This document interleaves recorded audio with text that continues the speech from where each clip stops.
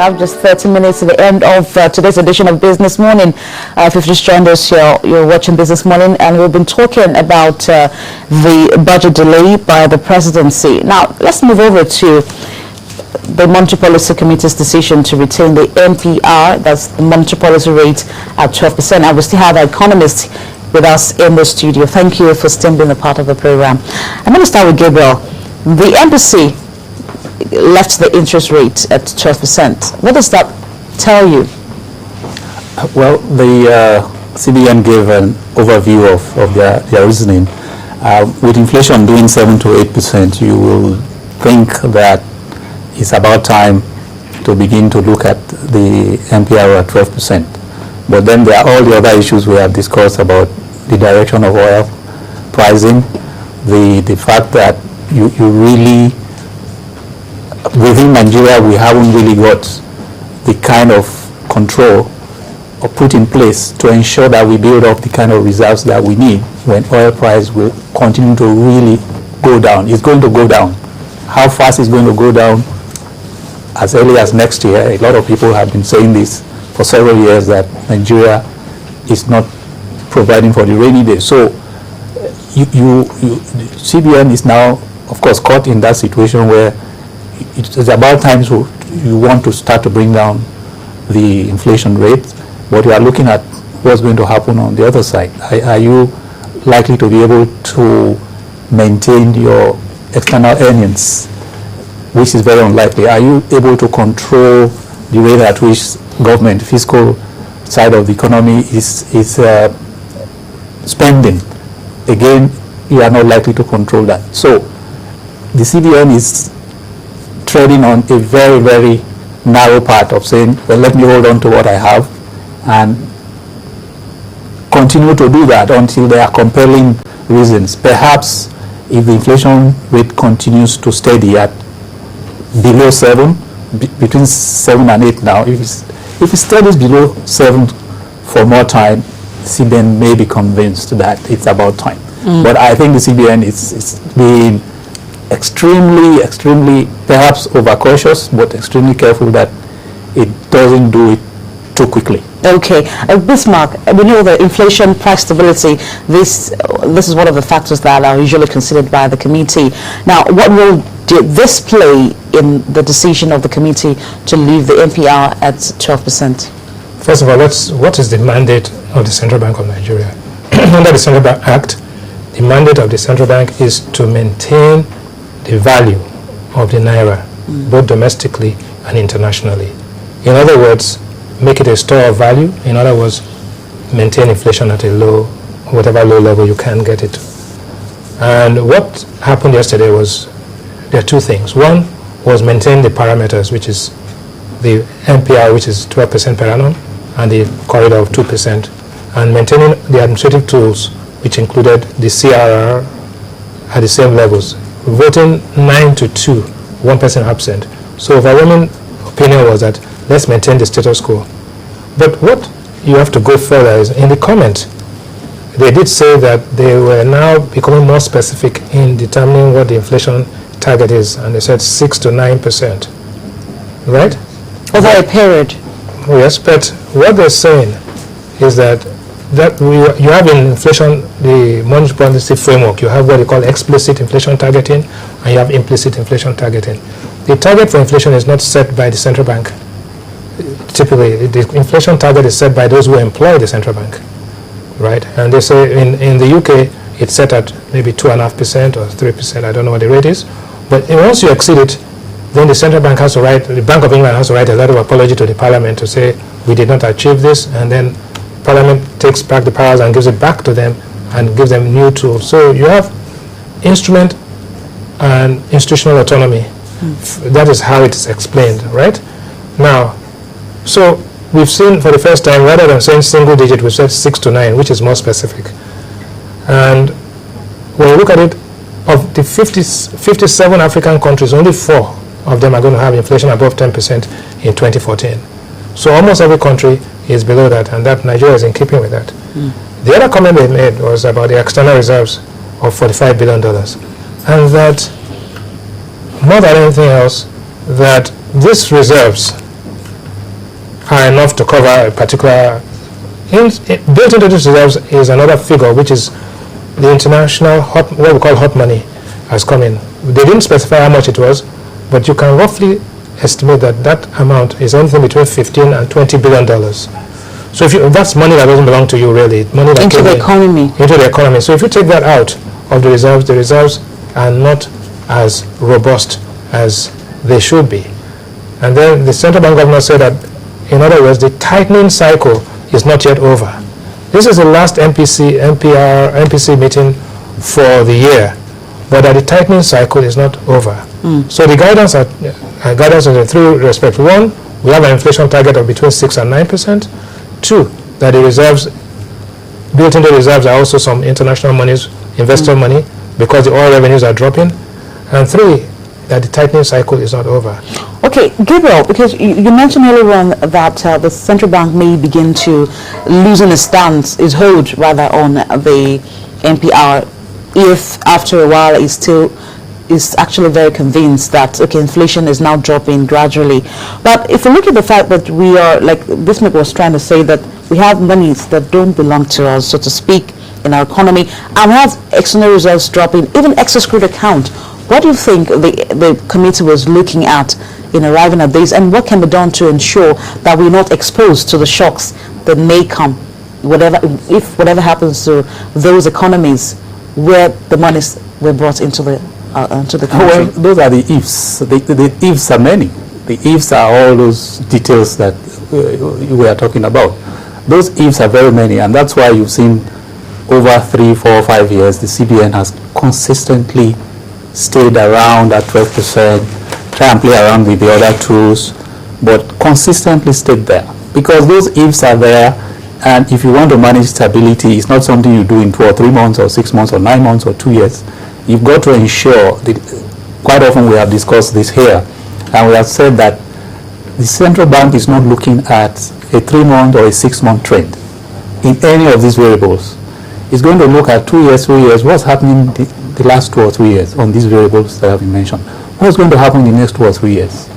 If you look at last 2 or 3 months, so inflation is down, food prices are down, let's bring down in MPR. It doesn't work that way. So we are looking at stability around a time space of perhaps 3 or 4 years on both sides. 4 years that have passed, 4 years that are coming. So that's the framework that the CBN is working with. Okay, Bismarck, let's look at the currencies market. Because a few months ago we saw a huge disparity, the gap between the official and the parallel markets of the Naira. What is the central bank doing to bridge the gap? Because a lot has been done to ensure that there is no wide margin between the official exchange rate and what we get on the street. You're touching on a very important point. As a matter of fact, the divergence between the official and the parallel market has actually expanded. The official yesterday was 157, while the parallel, the bureau de change, was 169. That's a difference of about. And the central bank was trying to pump in money for a lot of interventions in the currency market. No, I think there are two things. One is that the cash market, because this is a price discriminating monopoly. The central bank has a monopoly and it can discriminate in price. Now, what's happening is that the cash market has gone into shock because the central bank has banned the importation of cash and because of its anti-money laundering activity. So there's an exaggerated price determination taking place there because of special circumstances. But after a while, because that is a market that the people know and that is free of any documentation, it begins to pull the other price along. So what you have is segmentation of this foreign market rather than desegmentation and harmonization.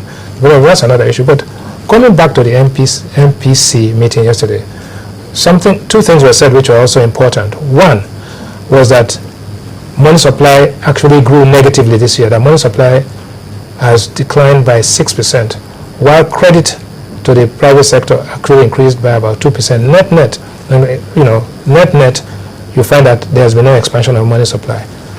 However, the central bank governor did mention the fact that in December 31st, the AMCON bonds are going to be swapped for treasury bills, which means that you give them back your bonds and you get treasury bills. But treasury bills are very liquid And so basically at the end of the day, you are going to have 1 more trillion naira of money supply increase as against 14. So you're having about almost a 7 or 8% growth in money supply because of that act.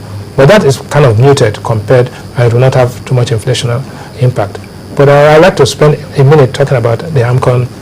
AMCON has done a great job in terms of dealing with the toxic assets and the NPLs, right? And you know that the MD of AMCON actually reported the performance. And a lot of people misunderstood it in the sense that AMCON reported a loss. That is a book loss which is going to be borne by the banks from their sinking fund. But the social benefit of having a system, that systemic stability and containing financial system fragility has been achieved pretty much. And therefore, coming back again, the exchange rate pressure is going to continue as long as the oil prices and revenues decline, and as long as we are dependent on international capital flows, which are also volatile.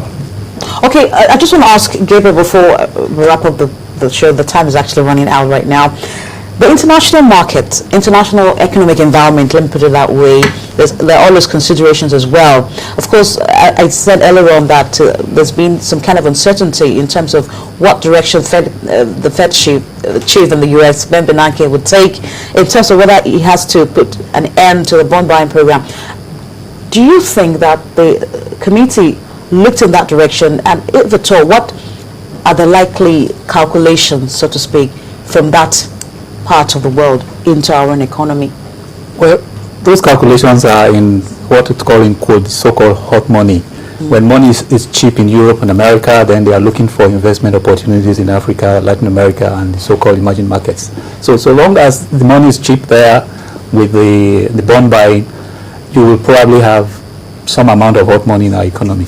But that's already there. It goes in and out of our economy. And certainly the CBN is seeing that on a daily basis. It does not materially affect the framework that the CBN is working with. It's got to be something that the CBN is looking at, and is there. It's coming into our stock market every day and our financial markets. Okay, I think at this point I have to say thank you, gentlemen, for coming on the program. Our time is up. We appreciate your time with us. I've been talking to Gabriel Idausa, the CEO of Pt.3 Margin Co., and he's an economist, and also Bismarck Rwani, the Managing Director of Financial Derivatives Limited. Thank you for being on our program. And that's where we wrap it for the midweek edition of Business Morning. Thank you very much, everyone out there, for staying with us. We appreciate your time with us as well. We hope to see you again tomorrow. I am Bolaji Akinwale. News Track is coming up next.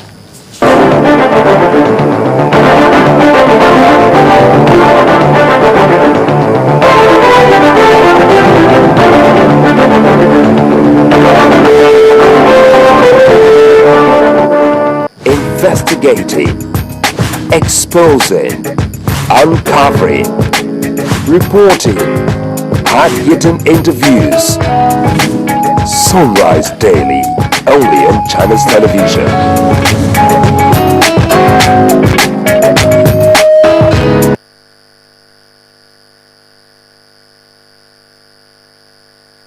In an effort to raise awareness on sustainable management, conservation, and maintainable development of all types of forests, the World Environment Day aims to develop green economies, conserve forests, and ensure that they will be around for generations to come.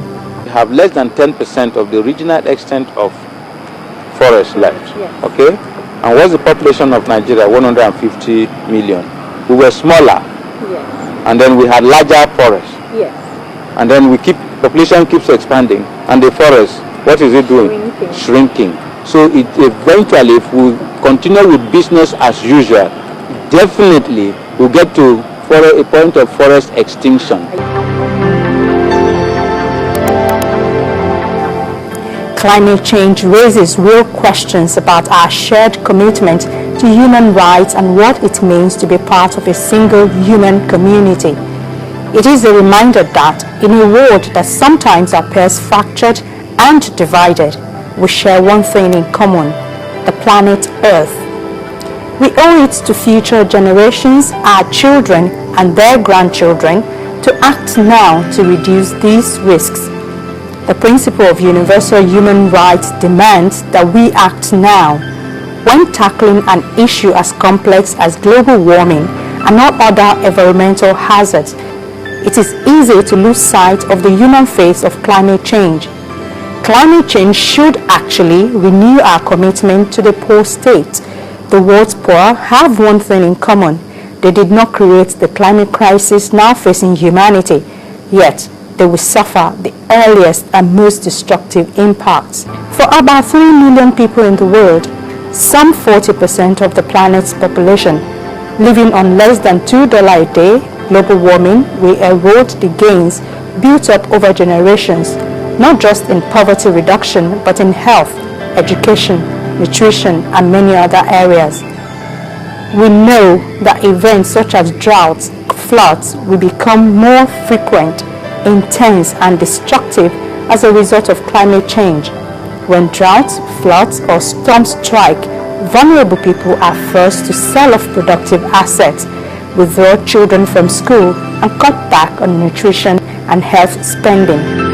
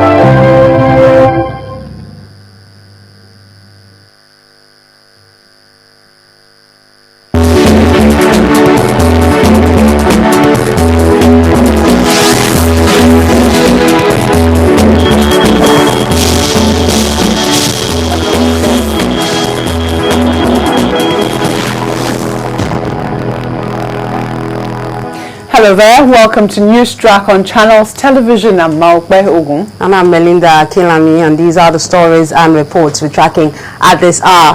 The red carpet had to be rolled up, security details recalled, while anticipation of the president's appearance vanished yesterday after news hit the National Assembly that he will not be making his presentation of the budget as earlier planned.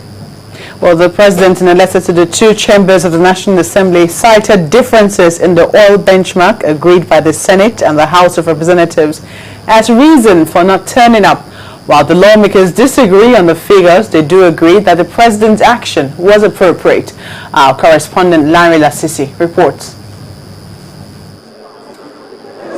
As early as 10 a.m., there were signs that the president may not be coming to present the 2014 budget as scheduled.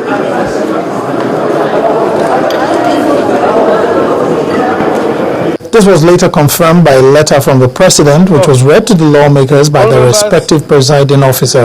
Considering the fact that whereas the distinguished Senate has approved the medium-term expenditure framework MTEF based on a benchmark of $76.5 per barrel, the Honorable House of Representatives has used a benchmark of $79 per barrel.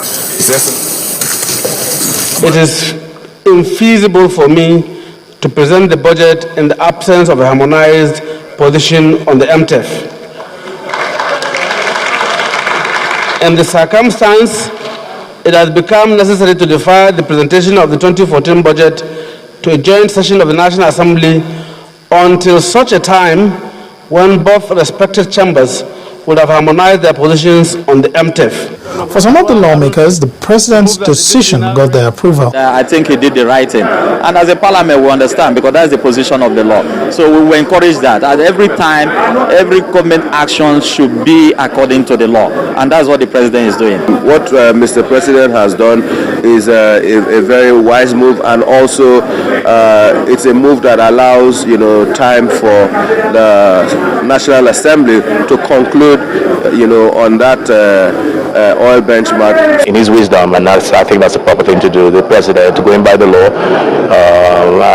has deferred presentation of the budget, and everything we're doing is we're doing well. Some senators were, however, divided over the crude oil benchmark price as adopted by the House of Representatives. So I believe that that 79 is unrealistic, it's too ambitious, and I believe that we should go with the Senate 76. For somebody to come and say that because of these parameters or indices, that is why this thing is not realistic, I think is most uncharitable, to the people of Nigeria, and it's not true.